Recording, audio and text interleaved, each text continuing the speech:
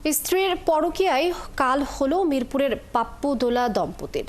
যদিও প্রেমিকের বিয়ের বিষয়টি গোপন করেছিল ভুক্তভোগী দোলা, বুধবার রাজধানী মিরপুরে ঘটে নৃশংস হত্যাকাণ্ডের ঘটনা।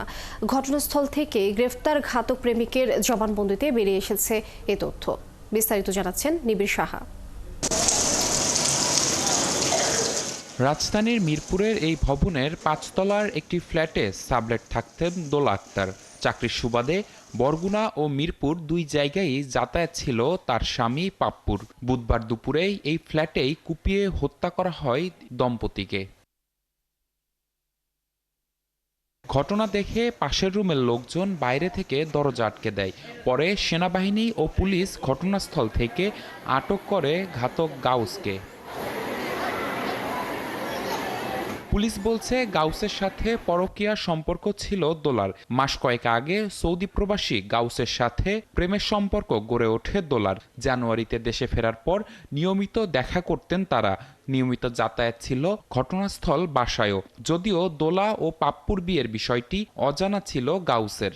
দোলন আক্তার দোলা এর সাথে যে আসামি ঘাতক প্রেমিক নাম গাউস মিয়া, এদের প্রায় 9 মাসের একটা প্রেমের সম্পর্ক ছিল। বাংলাদেশে আসার পরে তাদের ঘনিষ্ঠতা বেড়ে যায়। একটা পর্যায়ে আজকে সকালবেলা মেয়েটা তার স্বামীকে নিয়ে সকালে নাস্তা কিনতে বের হওয়ার পরে এই মেয়েটা সাথে স্বামীটাকে দেখে ছেলেটা স্বাভাবিকভাবে নিতে পারেনি। সে জিনিসটাকে তার প্রচণ্ড পরিমাণে সে ক্ষুব্ধ হয়েছে। সম্প্রতি বিয়ের বিষয়টি জানার পর ক্ষিপ্ত হয়ে ওঠে প্রেমিক গাউস।